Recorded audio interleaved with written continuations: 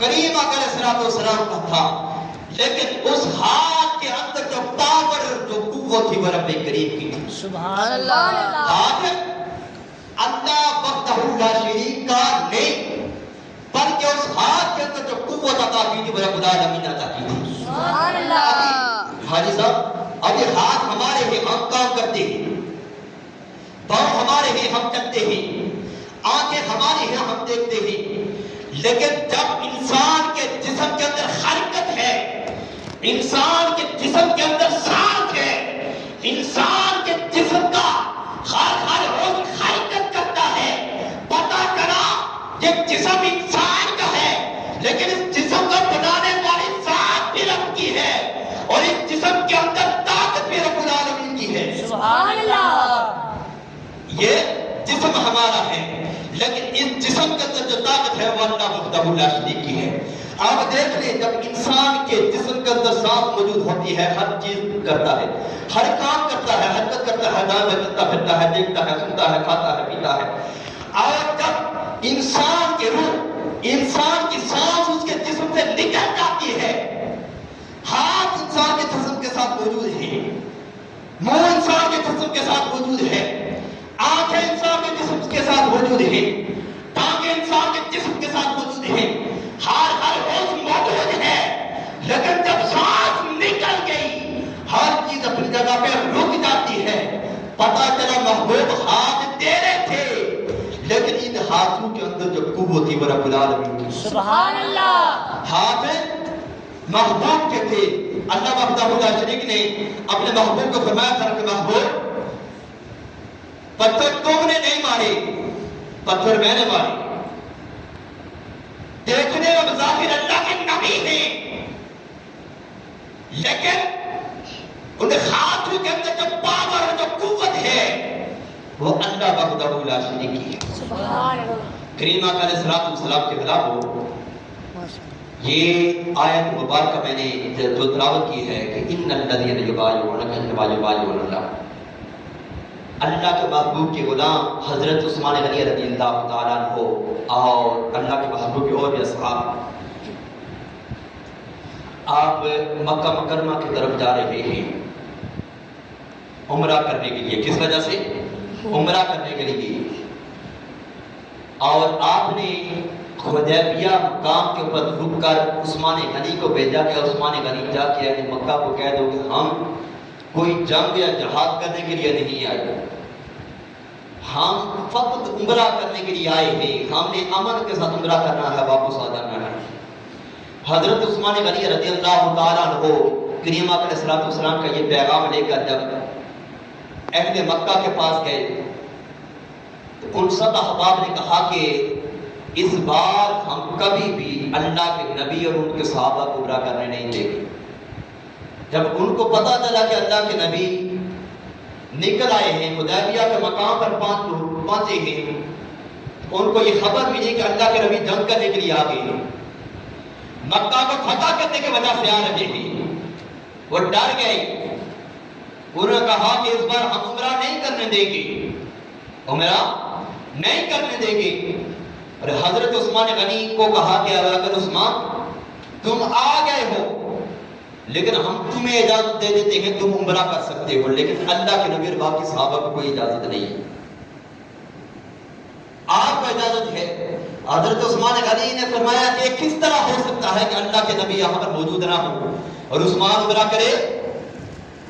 میں کبھی بھی اللہ کے نبی کے علاوہ عمرہ نہیں کروں گا. اگر اجازت دے اللہ کے نبی بھی آتے ہیں، ہم مل کر اکٹھا عمرہ کریں گے. کریم آقا علیہ السلام کی غلام کو حضرت عثمان غنی کو جب اجازت نہیں ملی، آپ جو مکہ کے مسلمان تھے ان کے پاس گیا اور ان کو خوشخبری دی کہ ان قریب ہم مکہ کو فتح کرنے والے ہیں. کیا کرنے والے؟ ان قریب ہم شہر مکہ کو فتح کرنے والے ہیں. اور اتنے میں کسی نے آ کے حضور علیہ السلام اور باقی صحابہ کو کہا کہ کفار مکہ نے حضرت عثمان غنی کو قتل کر دیا ہے. کیا کیا؟ قتل کر دیا ہے. اللہ کے محبوب نے اپنے تمام تر صحابہ کو بنایا ایک درخت کے نیچے، اور ان کے دل کے اندر عثمان کا غم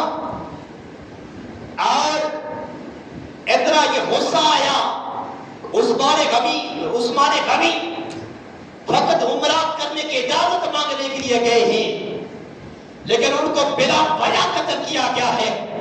اللہ کے نبی نے فرمایا اے صحابہ تم سارے کے سارے آج میرے ہاتھ کے اوپر بیعت کر لو، ہم نے ابھی جہاد کے لیے جانا ہے، ہم نے شہر مکہ کو فتح کرنا ہے۔ تب تمام صحابہ نے اللہ کے نبی کے ہاتھ کے اوپر ہاتھ رکھ کر بیعت کر لی۔ کیا کیا؟ جب بیعت کر لی، اللہ کے نبی نے اپنے بایاں ہاتھ جو ہے اللہ کے نبی کا اس کی طرف اشارہ کرتے ہوئے کہا کہ یہ بایاں ہاتھ عثمان کا ہے۔ کس کا؟ یہ بایاں ہاتھ عثمان کا ہے۔ اور دایاں ہاتھ میں اشارہ کرتے ہوئے کہا کہ میں اللہ کا نبی عثمان کی بیعت کرتا ہوں۔ ہاتھ کس کا ہے؟ اللہ کے نبی کا، اور اشارہ اللہ کے نبی کر رہے ہیں، اشارہ اللہ کے نبی کر رہے ہیں اس وجہ سے کہ یہ ہاتھ عثمان کا ہے اور اس ہاتھ کے اوپر عثمان کی بیعت میں اللہ کا نبی کر رہا۔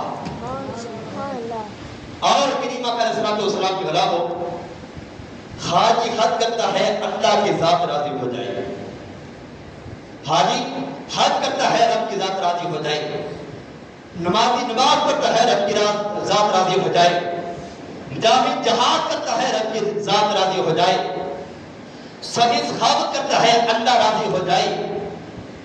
ہر کوئی بندہ عبادت و ریاضت کرتا ہے اللہ راضی ہو جائے، لیکن عظمت رب کعبہ کی قسم ہے یہ وہ عثمان غنی ہیں جن کے بارے میں اللہ وحدہ لا شریک نے اپنے پاک قرآن کے اندر فرمایا لقد رضی اللہ عن المؤمنین اذ یبایعونک تحت الشجرہ۔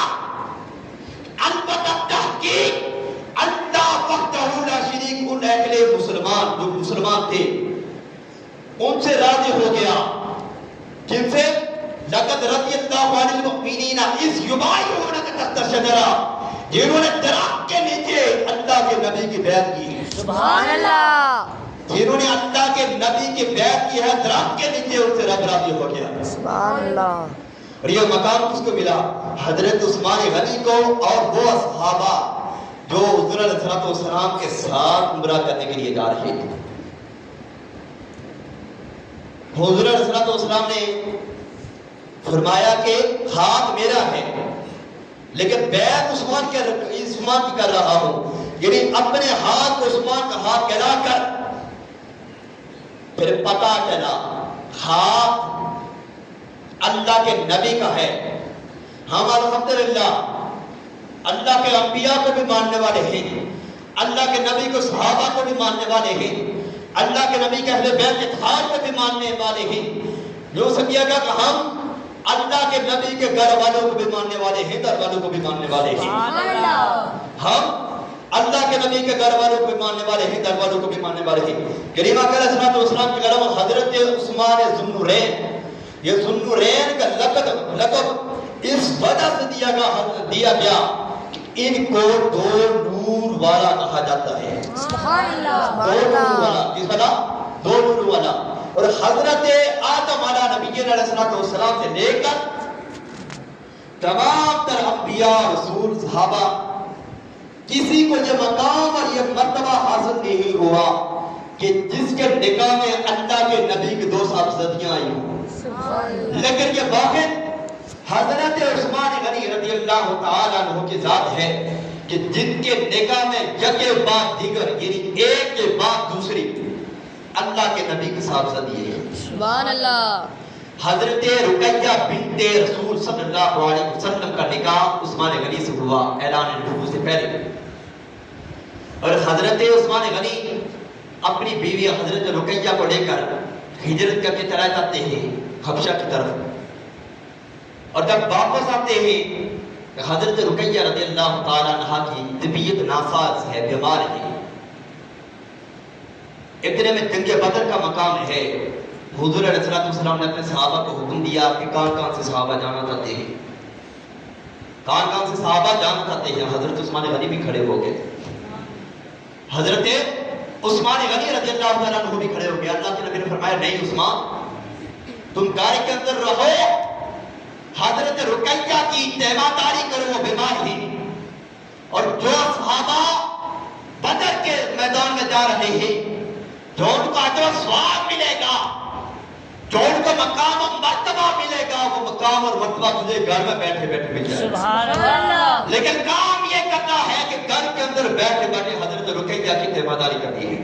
کریم اکرم صلی اللہ علیہ وسلم اپنے غلاموں کے ساتھ جب جنگ بدر کے میدان کی طرف نکلے، حضرت رقیہ بنت رسول صلی اللہ علیہ وسلم انتقال فرما جاتی ہے۔ کیا کرتی ہے؟ انتقال کر جاتی ہے۔ کریم اکرم صلی اللہ علیہ وسلم جب واپس آئے، دیکھا کہ عثمان غنی بڑے پریشان ہیں۔ اس کے بعد حضور علیہ السلام نے اپنی دوسری بیٹی حضرت ام کلثوم رضی اللہ تعالی عنہا کا نکاح عثمان غنی سے کرا دیا۔ اور وقت ہے مختصر ہے، شارٹ کٹ کرتے ہوئے بات سمجھاؤں گا۔ اور جب حضرت ام کلثوم کا انتقال ہو جاتا ہے، وہ بھی دنیا سے پردہ کر جاتی ہے، حضرت عثمان غنی پھر بھی پریشان ہیں۔ اللہ کے نبی نے فرمایا کہ عثمان، اگر میری 40 بیٹیاں ہوتی، میں یک کے بعد ایک کے بعد دوسری کا نکاح تیرے ساتھ کرا دیتا۔ یہ تاریخ الخلفاء کے اندر یہ بات موجود ہے۔ اللہ کے نبی نے فرمایا کہ عثمان، اگر میری 40 بیٹیاں ہوتی تو میں ایک کے بعد دوسری کا نکاح تیرے حق میں دے۔ یہ وہ عثمان غنی ہے۔ اس وجہ سے حضرت عثمان غنی کو ذوالنورین، یہ دو نور والا کہا جاتا ہے، کہ ان کے نکاح میں دو نور والے یعنی کریم اکرم صلی اللہ علیہ وسلم کی دو صاحبزادیاں آئی۔ سبحان اللہ۔ اور حضرت عائشہ صدیقہ رضی اللہ تعالی عنہا آپ فرماتی ہیں، ایک مرتبہ مصطفیٰ کریم جان رحمت صلی اللہ علیہ وسلم گھر کے اندر بیٹھے تھے کہ دروازے کے اوپر دستک ہوئی۔ حضور نے فرمایا کون؟ کہا کہ صدیق اکبر۔ حضور علیہ السلام اسی جگہ بیٹھے رہے، اسی جگہ آرام کرتے رہے۔ عثمان حضرت ابوبکر صدیق آئے اور جو بات چیت کرنی تھی وہ بات کی۔ پھر دروازے پہ دستک ہوئی، پوچھا کون؟ کہا عمر فاروق آیا ہے۔ کون آیا؟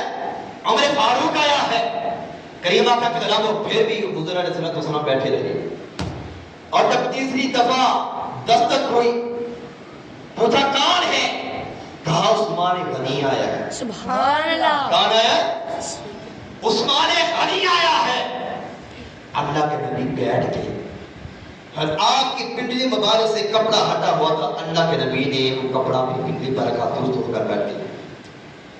عثمان غنی نے بھی جو بات کرنی تھی انہوں نے کر لی، صدیق اکبر نے جو بات کرنی تھی انہوں نے کر لی، عمر فاروق نے جو بات کرنی تھی انہوں نے کر لی۔ جب ان تینوں صحابہ نے بات کر لی، واپس پلٹ کے اپنے گھر کی طرف چلے جاتے ہیں۔ حضرت عائشہ صدیقہ فرماتے ہیں کہ یا رسول اللہ صلی اللہ علیہ وسلم، میرے والد گرامی جناب صدیق اکبر آئے، لیکن آپ بیٹھے رہے، حرکت نہیں دی۔ عمر فاروق آیا، آپ بیٹھے رہے، لیکن جب عثمان غنی آئے، آپ نے اپنی پنڈلی کے اوپر کپڑا رکھا، پہلے پنڈلی رکھا تو بیٹھ گئے۔ اللہ کے نبی نے فرمایا عائشہ، اوے اس عثمان میں حیا کیوں نہ کروں جس عثمان سے اللہ کے نورانی ملائکہ بھی حیا کرتے ہیں؟ سبحان اللہ۔ اور اس عثمان سے میں حیا کیوں نہ کروں جس عثمان سے اللہ کے فرشتے بھی حیا کرتے ہیں؟ سبحان اللہ۔ اور حضرت ابو ہریرہ رضی اللہ تعالی عنہ آپ فرماتے ہیں کہ حضور علیہ السلام نے ایک مرتبہ جنگ کے دوران اعلان فرمایا کہ کون ہے جو مسلمانوں کی معاونت کرنا چاہے، دعوت کرنا چاہے۔ سارے صحابہ بیٹھے رہے، عثمان غنی کھڑے ہو گئے، یا رسول اللہ فدا کا بھی اور یا حبیب اللہ، آقا میں جنگ کے لیے ساز و سامان کے ساتھ 100 اونٹوں کو پیش کرتا ہوں۔ کتنے؟ 100 اونٹوں کو صدقہ کرتا ہوں ساز و سامان کے ساتھ۔ جنگ کا سامان بھی ہے، کھانے پینے کا اشیاء بھی ہے۔ مصطفیٰ کریم علیہ السلام منبر کے اوپر بیٹھے رہے، اور پھر دوسری مرتبہ حکم دیا کہ صحابہ کون ہے جو اپنا حصہ ڈالنا چاہتا ہے جنگ کے لیے، جو مسلمانوں کے لیے مدد کرنا چاہتا ہے؟ عثمان غنی کھڑے ہو جاتے ہیں، اور کہا یا رسول اللہ صلی اللہ علیہ وسلم 100 اونٹ ساز و سامان کے ساتھ اور حاضر ہے. کتنا؟ 100 اونٹ حاضر ہے. کریم اکرم صلی اللہ علیہ وسلم پھر بعض نصیحت فرمانے لگے.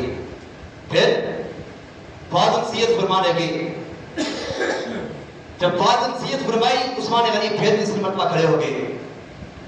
پھر کھڑے ہوتے وقت عثمان غنی نے کہا یا رسول اللہ صلی اللہ علیہ وسلم اس بار پھر 100 اونٹ حاضر ہے ساز و سامان کے ساتھ. سبحان اللہ. یعنی کتنے ہو گئے؟ 300 اونٹ ساز و سامان کھانے پینے کی اشیاء بھی ہے, جنگی سامان بھی ہے, دیکھو تمام تک چیزیں اس کے اندر شامل ہیں. کتنے ہیں؟ 100 اونٹ حاضر ہے. اللہ کے نبی ممبر رسول سے نیچے اترے. سبحان اللہ. آپ فرمایا عثمان آج کے بعد کوئی بھی چیز تجھے نقصان نہیں دے گی. یعنی عثمان کہاں میں تو کام کرے گا, کسی بھی کام کے بارے میں آپ سے پوچھا نہیں جائے گا. یعنی حضرت عثمان غنی کو جنتی قرار دیا. حضرت عثمان غنی رضی اللہ تعالی عنہ کو جنت کی بشارت سنا دی. اور یہ وہ اللہ کے نبی کے صحابی ہیں کہ جن کو جیتے جیتے جاگتے جاگتے اسی دنیا کے اندر اللہ کے نبی نے جنت کی بشارت سنا دی. آج اگر ہمیں کوئی کہے کہ یار عمرہ کرنے کے لیے جانا ہے, خدا کی عزت اور جلال کی قسم ہم اپنے آپ کو قابو میں نہیں رکھ سکتے. آج کہیں کہ ہم نے فلاں جگہ وزٹ کے لیے جانا, سیر کے لیے جانا ہے, اور جانا بھی فری میں ہے, ہم خوش ہو جاتے ہیں. لیکن وہ عثمان غنی ہیں, اللہ کے نبی نے اسی دنیا کے اندر فرمایا کہ عثمان غنی جنتی ہے, جنت کی بشارت سنا دی. اور ایک اس مقام پر سنائی کہ کریم آقا علیہ السلام کی غلام ہو مکہ شریف کے اندر ایک ہی ایسا کنواں تھا, میٹھا کنواں,